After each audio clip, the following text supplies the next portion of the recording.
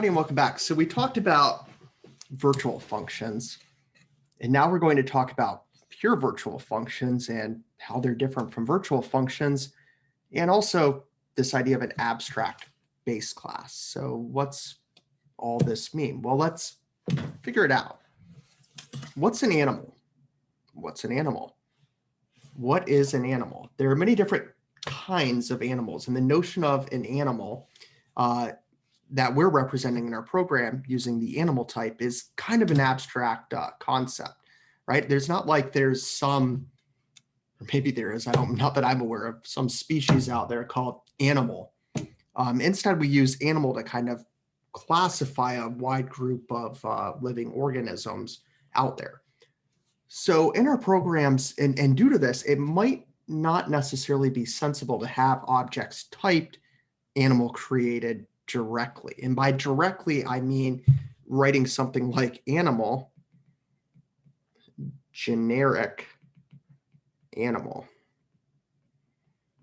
Like, what does that even mean? It kind of doesn't make sense because it's animal, again, it's an abstract concept. It's not something concrete like a cat. Our cat is an animal, and it's a very distinct animal. A parrot's an animal, etc. So instead, what we're kind of using this type for is to capture the shared behaviors and attributes across all animals within the base class, so that a concrete animal, such as our cat or parrot, can derive that behavior and inherit a common interface that's going to capture both the behaviors and attributes. So abstract base class. An animal, so that our type animal can be designed to be a base class only and not created directly. The idea is going to be by prohibiting the direct creation of animal objects, so getting rid of the ability to do something like animal,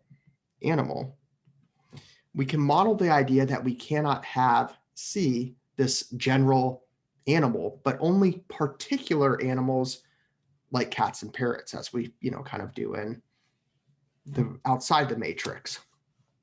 So we can say that a class is abstract if it can only be used as a base class. And one of the ways to achieve this is going to be with pure virtual functions. The other way I used to ask on exams, and the reason being is that if you understand the different access specifiers, so public, protected, and private, you could also achieve an inability to create objects from some sort of class blueprint and actually enforce that they're either not created directly or used within kind of an inheritance scheme is where I'm going with this. But yeah, so the idea here is going to be that an abstract base class, we're not going to be able to create objects of that type directly, but we can continue to use them in an inheritance scheme. And we can also continue to take or create references of type or to type animal, as well as pointers to animal objects. And we'll see the ability to still cast, say, a cat into, or view rather, sorry, not cast, but view a cat or a parrot as an animal. So pure virtual functions. All we have to do is, after the parameter list, put an equal sign and 0. What this is communicating to the compiler is that our animal definition is not complete. There is a function speak that we do not have a definition for, and that any classes deriving from this type must implement that function. So if we want to create, say, a cat must implement the pure virtual function speak, or it too will be an abstract base class. Because again, all this is communicating is this type is not complete yet. So it's an incomplete type, and we can only use it to essentially create or derive different types from, provided those types complete it. So if we attempt to create an animal named animal, what we're going to now observe is a compiler error, which is going to say unimplemented pure virtual method speak an animal. Now, if we just, continue this and don't bother to change either a cat or a parrot, that's fine because we've already provided a definition for the pure virtual function. Now here's just as we saw before. If we have Bubby the cat, Polly the parrot, a reference to the animal portion of Bubby, a pointer to the animal portion of Polly, and we ask, say, the cat to speak as viewed as an animal, the cat would say meow. If we ask Polly to speak as an animal, Polly would say Polly wants a cracker.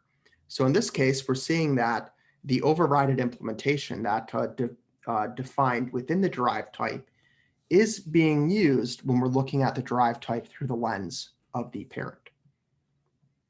So now we'll shift into virtual destructors. Sorry for the little bit of hiccup here. I hope this idea of an abstract base class is kind of clear.